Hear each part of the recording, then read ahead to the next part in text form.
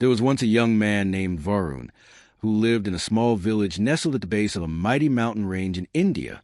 He was like many others in his village, hard-working, hopeful, and full of dreams. But unlike most, Varun had a fire burning inside him. He wanted to be successful, not just in wealth, but in life. He wanted to make a mark. Every morning, Varun would stand outside his humble home and look up at the tallest peak towering over the land. Villagers called it the Mirror Mountain. There was a legend that at the top of this mountain was a magical mirror. It didn't show your face. It showed your true self, your fears, your strengths, your purpose. And those who made it to the top and saw themselves clearly would return wiser, stronger, and more successful. Many had tried. Few returned. Most gave up halfway, blaming the harsh path, the biting cold, or the treacherous terrain. But Varun believed the mountain held the answers he was searching for. One crisp morning, with nothing but a backpack and determination, Varun began his climb. The first few days were invigorating. The air was fresh and Varun felt alive. He met travelers, learned from nature, and pushed through fatigue. But soon, the path grew steeper, the nights colder, and the journey lonelier. Doubts began to whisper in his mind. Why are you doing this? You could be home, comfortable and safe. You're not even sure the mirror exists. But Varun pressed on. He had heard stories of how success demanded more than skill. It demanded clarity, and that only came through self-awareness. On the seventh day, he reached a dark forest near the mountain's midpoint. Here, the trees whispered secrets, and shadows seemed to follow him. It was here that Varun encountered the first of three challenges. As he walked deeper, a fog rolled in, and from it emerged an old man with eyes like burning coals. "Who are you?" the man asked. "I am Varun, climbing to see the mirror on the mountain." The man chuckled. "You don't need to climb further. This is the first mirror." Before Varun could respond, the fog parted and a shimmering pool appeared. When Varun looked into it, he didn't see his reflection. He saw his fears of failure, of judgment, of not being good enough. He saw the day he hesitated to take a chance on a business idea.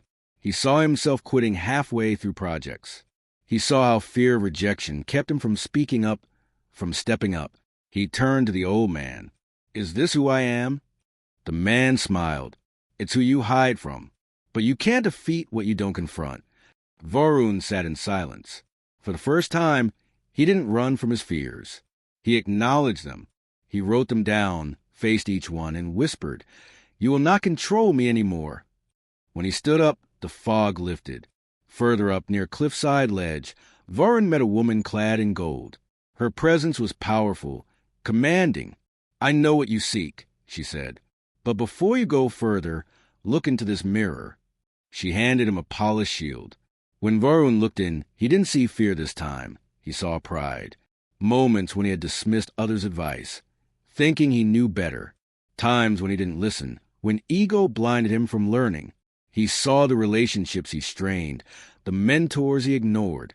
"But I thought confidence was good," he said. "Confidence is strength. Pride is blindness," she replied. "If you want to succeed, you must remain teachable, humble, aware." Varun nodded slowly.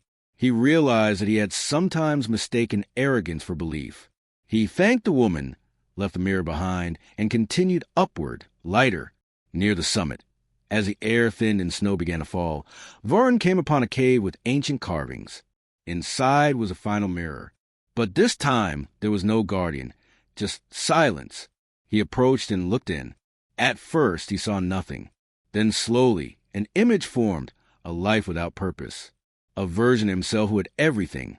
Money, fame, recognition. But no joy, no meaning. He was successful in the eyes of the world, but empty inside. Then the image shifted. He saw another version, one where he used his skills to help others, where he balanced ambition with compassion, where he was not just rich in wealth, but rich in impact. Tears welled in Varun's eyes. "This is the truth," he whispered. "Success without purpose is just noise." He walked out of the cave and took the final steps toward the peak. The summit. There was no magical glass, no golden frame, just a still, frozen lake reflecting the sky. Varun leaned over, and he saw himself, but not just his face. He saw every lesson from the journey. His fears, his ego, his calling. It all came together in that one clear reflection. The mountain hadn't given him a magical mirror. It had turned him into one. Clear, aware, and ready. When Varun returned to the village, people gathered around, expecting him to speak of treasure or ancient secrets. But he smiled and said simply, "The greatest success starts with knowing yourself." He didn't become a millionaire overnight, but he began making different choices. Smarter, kinder, more focused. He started a small business that served others. He mentored youth. He listened more, learned more, gave more. Years later, he was celebrated not just as a successful man, but as a wise one. And whenever someone asked about the secret to his success, he would point to the mountain and say, "Climb your mountain, face your mirrors." That's where it all begins. Success is not about reaching the top.